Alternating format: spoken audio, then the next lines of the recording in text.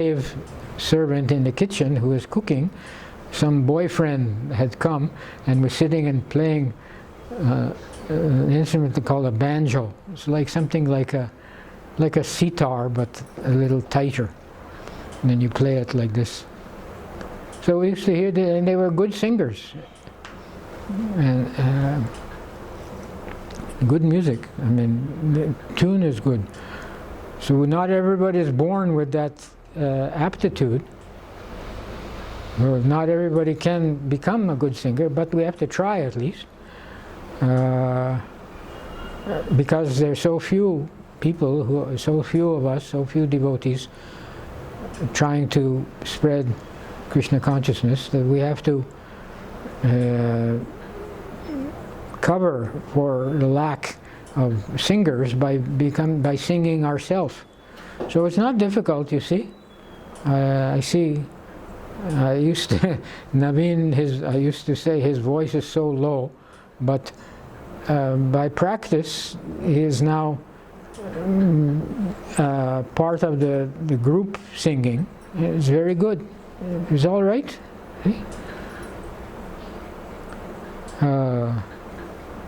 Radha Vinod has come from Vrindavan, where there are many Bengalis and singers from all over India, so he knows. So he says they have enthusiasm. So this is all right. Yeah. You are singing the same tune. You can't criticize yourself, or you can. So yeah, we have to practice, you see. And everybody can, by listening to Prabhupada's kirtans, whichever kirtan you like a lot, you can play it continuously and learn to sing.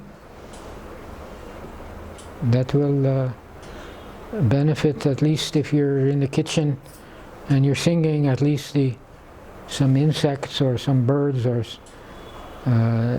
anybody who hears will benefit. So this is an important point, very simple.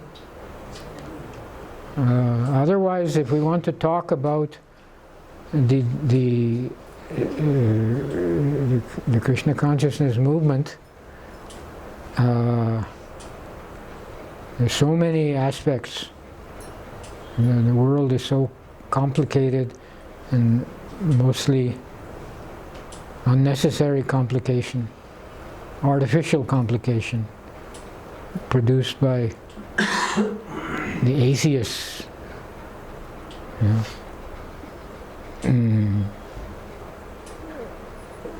That we cannot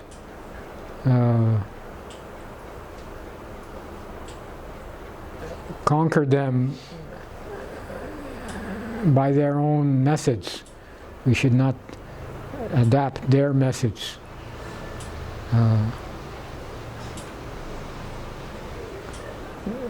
Atheists of two kinds. What are the two kinds of atheists? Those who are against, who are just too materialistic, who are against the idea that there's a supreme being, Krishna, and the Mayavadis, who say that yeah, there's Krishna, he's nothing but Brahman, and you are also Brahman, we're all Brahman, we're all that's the other type of atheism. It's actually more serious, more dangerous. So it's very difficult to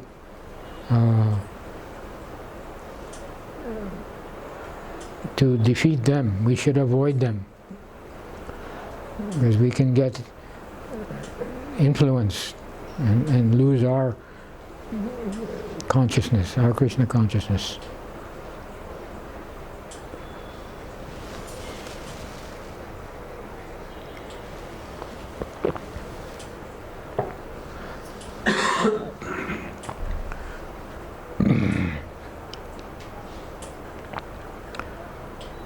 But our situation may change. We may live in the city or may live in a village, but we have the same program. We chant purely, and even if we're living in a village and there's no people, no streets to go, then Bhaktisiddhanta Prabhupada said, you chant for the grasses, for the plants.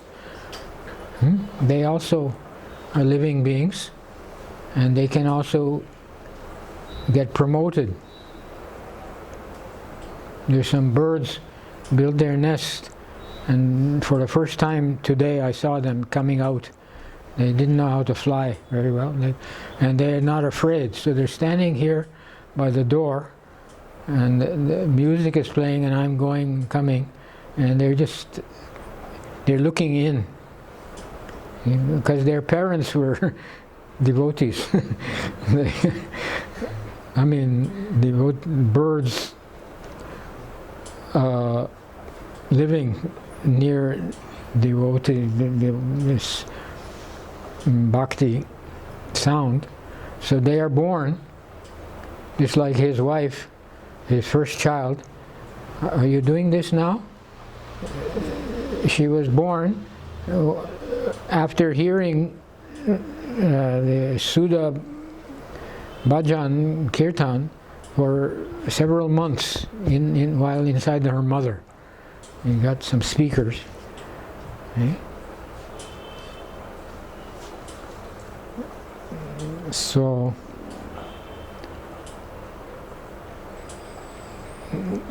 the idea is that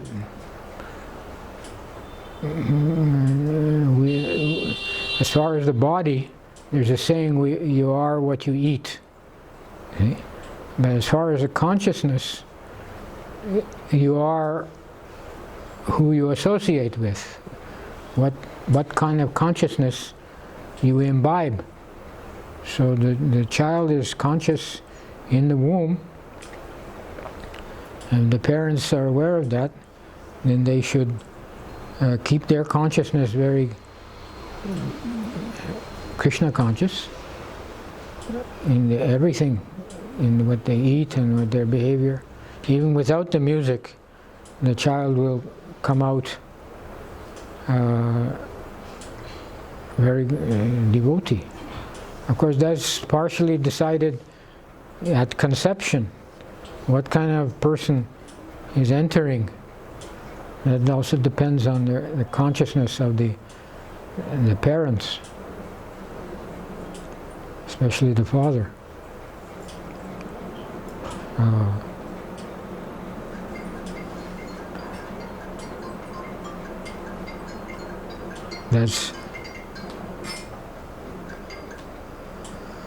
But Krishna consciousness is compared to fire. Fire has the power to completely change what it touches, yes? So even a person of very low consciousness, by contact with Krishna conscious person, he can change. We should think that there are living entities everywhere in this room right now. Besides a few ants and some other bugs here and there are maybe beings in subtle bodies we cannot see. It's our limitation. But great souls, they can see. When Prabhupada was installing the London temple deities, he told them to make asanas for Narada Muni, Vyas, Lord Brahma. You know that?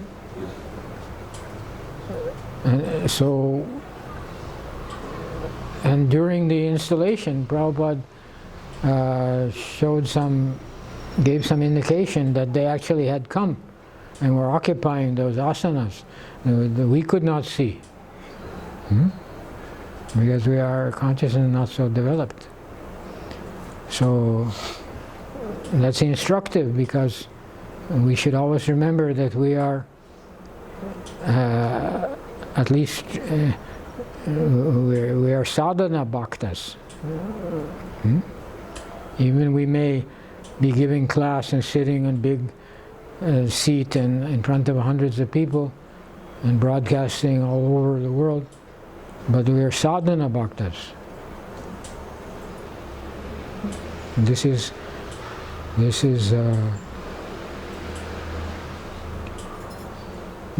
situation.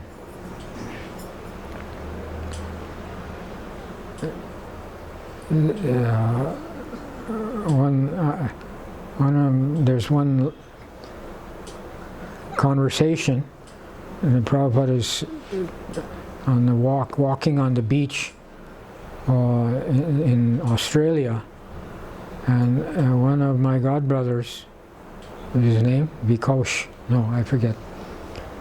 He starts to say, Prabhupada, as devotees, and Prabhupada stops him. Who said devotees?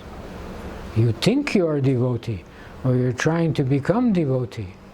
See? That's a very important thing to remember.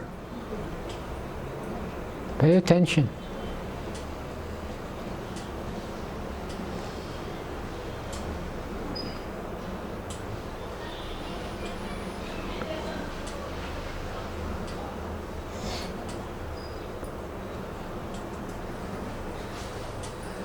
But he's just saying that it's a long way from self-realization to pure devotional service.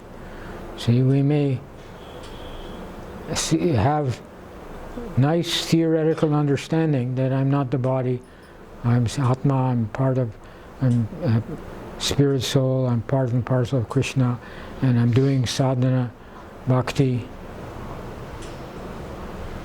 But that doesn't mean you're on the platform, you're on the liberated platform. Even pure devotional service, yes, there's some distinction. Pure devotional service, you have no material motive, you're doing service. But does that mean you're liberated? Not necessarily. Liberated, the liberated devotees, their devotional service is all pure, but our pure devotional service doesn't necessarily mean that we become liberated. It's still, they're on the platform of maybe Raganuga, but generally Vaidhi, they're on the platform of practice. So these are very,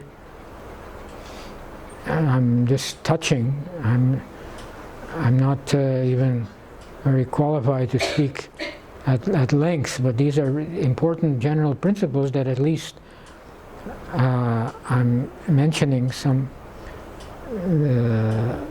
points of the point of their significance. We should be aware of our position. At any moment, we can lose our Krishna consciousness from moment to moment. Same dress, same everything, but the mind is thinking on something, to satisfy our senses or our false ego. This is self-realization. The Prabhupada says it's a long way from self-realization to pure devotional service, Krishna consciousness. So we have to continue this cooperative activity of kirtan and gathering together and offering prasadam. It's very good, and we should not give it up. Where are some of our regular members?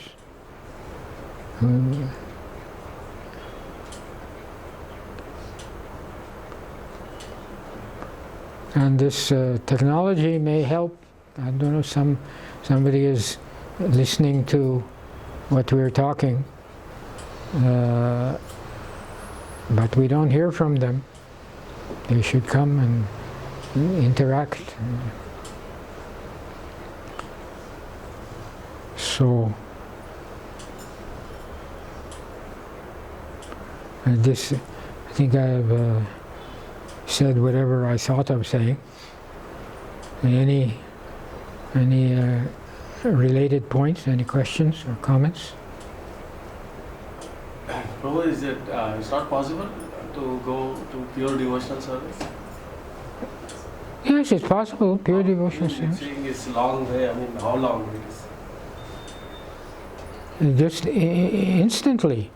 If you are doing some pure devotional service, sometimes you're doing service without any material motive. That's pure devotional service.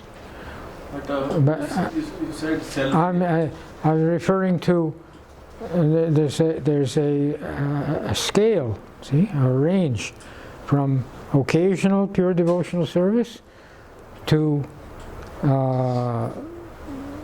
continuous pure devotional service. But you're saying the liberated are seeing pure devotional service in a different way. You said the liberated, self-realized. So Self-realized liberation is beyond self-realization. See, when you say self-realization, it generally refers to even theoretical understanding. That is called also self-realization. Okay. But it doesn't mean you're on the spiritual platform. We have to come to the spiritual platform by practice. Without spiritual practice, how will you even realize that? Yeah, how are you saying? When you wake up and you think you haven't, and you realize you haven't thought anything relating to sense gratification or speculation all day yesterday, then it means that you're making progress. So you're a liberated soul. He sees how it is. He sees like Prabhupada seeing the demigods. He can see that. He's like a demigod? No, he can see like Prabhupada seeing demigods. Oh. Can he see a liberated? He may. The characteristic of the liberated devotee is that how can you tell who is a liberated devotee? Yes, how can? I'm asking, I'm going to answer. Not according to my idea, what I've heard from Prabhupada, that, or maybe it is Bhaktisiddhanta Prabhupada, that he is always engaged